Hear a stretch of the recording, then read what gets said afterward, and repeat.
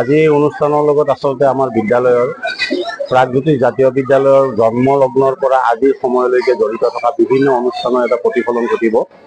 আৰু প্ৰাগজ্যোতিষ জাতীয় বিদ্যালয়ে 2001 চনৰ জানুৱাৰী মাহৰ 1 তাৰিখত প্ৰতিষ্ঠা লাভ কৰাৰ পৰা আজি 2025 চনৰ 1 জানুৱাৰী দিনলৈকে বিভিন্ন পৰিক্ৰমাত বিভিন্ন পৰ্যায়ত বিদ্যালয়খনে কেনেদৰে আগবাঢ়িছে। আৰু ইয়াৰ মূল কথাটো হৈছে যে আমাৰ বিদ্যালয়খনৰ উত্তৰণৰ স্বাৰ্থত বিদ্যালয়ৰ ছাত্ৰ ছাত্ৰী, অভিভাৱক, অভিভাৱিকা তথা আমাৰ স্থানীয় ৰাইজ আৰু শুভাকাংক্ষীসকলৰ যিটো আমাৰ ত্যাগ, তাক এটা আমি কৃতজ্ঞতা জনাবলৈ আৰু আমাৰ ছাত্ৰ ছাত্ৰীসকলৰ বিভিন্ন দিশৰ পাৰদৰ্শিতা আৰু কোন দিশত কেনেদৰে আগবাঢ়িছে আমি এখন এই অনুষ্ঠানৰ লগত জড়িত ৰাখি আমি এখন আমাৰ বিদ্যালয়ৰ মুখপত্ৰ ৰূপালী জয়ন্তী সংখ্যা আমি ইয়াত প্ৰকাশ কৰিবলৈ লৈছোঁ। অলৰেডি প্ৰকাশৰ বাটত আৰু 4 তাৰিখে মুকলি কৰিব বিশিষ্ট কবি নীলিম কুমাৰে। তাৰ লগতে 2খন মুকলি সভা গীতানগৰ হাইস্কুল খেলপথাৰত ইয়াত অনুষ্ঠিত কৰা হ'ব। এয়া আমাৰ বিদ্যালয়ত আজি আমাৰ উদযাপন সমিতিৰ সভাপতি বৈকুণ্ঠ শৰ্মাদেৱ, সম্পাদক মৃন্ময় বৈশ্য, আমাৰ ছাত্ৰ, শিক্ষক, ইংৰাজী বিষয়ৰ শিক্ষক, তেওঁ 3দিনীয়া কাৰ্যসূচীৰে ইয়াত আৰম্ভ হৈছে। আজি আমাৰ প্ৰথম কাৰ্যসূচী পতাকা উত্তোলনৰ পিছতে সাংস্কৃতিক শোভাযাত্ৰা হৈছে।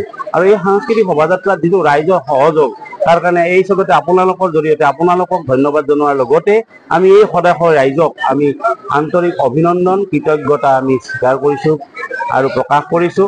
আৰু যাতে বিদ্যালয়খনৰ উত্তৰণৰ স্বাৰ্থত ৰাইজে এনেদৰে আগত কালতো আমাক সহযোগ আগবঢ়ায়, তাৰ কাৰণে আমি আশাবাদী।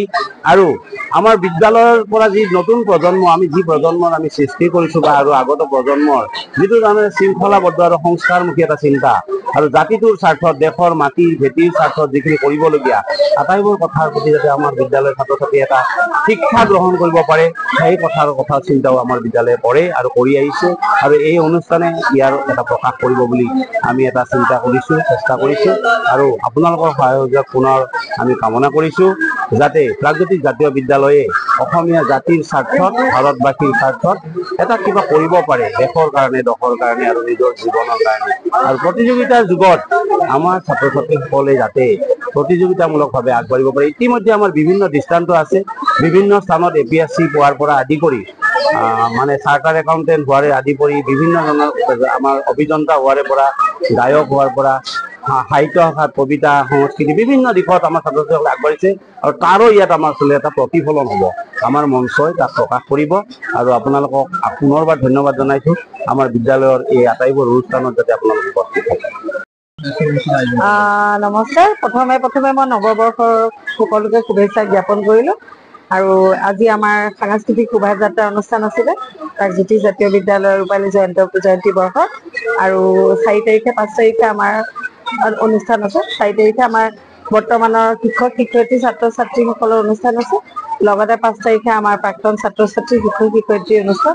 আৰু আমাৰ অনুষ্ঠানৰ মুখ্য আকৰ্ষণ হৈছে তৰালি শৰ্মা বাইদেউ, দীপেন বৰুৱা দাদা আৰু অজয় ফুকন দাদা, লগতে আৰু দিগন্ত ভাৰতী দাদা আৰু তেওঁৰ পৰিবাৰ ভাস্বতী ভাৰতীও আমাৰ অনুষ্ঠানত অংশগ্ৰহণ কৰিব।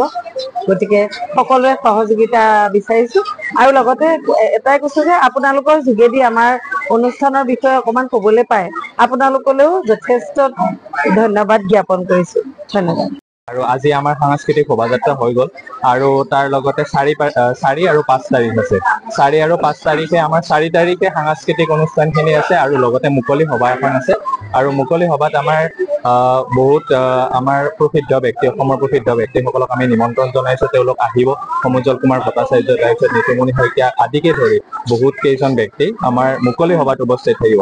তাৰ লগতে দীপেন বৰুৱাৰ সাংস্কৃতিক অনুষ্ঠান আছে, তাৰপিছত অজয় ফুকন থাকিব 4 তাৰিখে। আৰু 5 তাৰিখে আমাৰ তৰালি শৰ্মাৰ অনুষ্ঠান আছে। আৰু ৰাতিপুৱাৰ ভাগত আমাৰ প্ৰাক্তন ছাত্ৰ ছাত্ৰীখিনিৰ এখন সন্মিলন অনুষ্ঠান হ'ব, প্ৰাক্তন ছাত্ৰ ছাত্ৰী সন্মিলন। আৰু পিছবেলা আমাৰ সাংস্কৃতিক অনুষ্ঠান হ'ব। আৰু গোটেইখিনি আজিৰ আমাৰ বৰ্তমান বিদ্যালয়ত য'ত মানে আমাৰ নিজা মাটি আছে, তাৰ পৰা আমি শোভাযাত্ৰাটো উলিয়াইছোঁ গীতানগৰ খেলপথাৰলৈকে। আৰু বাকী 2 দিন যি কাৰ্যসূচী থাকিব সেয়া আমাৰ গীতানগৰ ফিল্ডত, গীতানগৰ হাইস্কুল খেলপথাৰত অনুষ্ঠিত হ'ব। আৰু আপোনালোকৰ চেনেলৰ মাধ্যমেৰে সকলো অসমবাসী ৰাইজক নৱবৰ্ষৰ শুভেচ্ছা জনাইছোঁ। লগতে আমাৰ অনুষ্ঠানত নিমন্ত্ৰণ জনাইছোঁ গোটেই গুৱাহাটীবাসী ৰাইজক, লগতে অসমবাসী ৰাইজক। ধন্যবাদ। ৰঙাপাৰাবাসীৰ বাবে সুখবৰ। আপুনি আপুনি যদি দুচকীয়া বাহন ল'ব বিচাৰিছে তেন্তে এতিয়াৰে পৰা আৰু চিন্তাৰ কোনো প্ৰয়োজন নাই।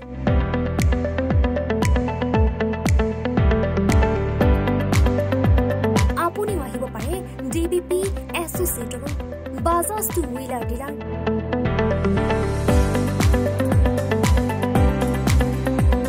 আমাৰ ঠিকনা ৱাৰ্ড নং 8 ঠাকুৰবাৰী ৰোড, ডাকঘৰ, ৰঙাপাৰা, জিলা শোণিতপুৰ।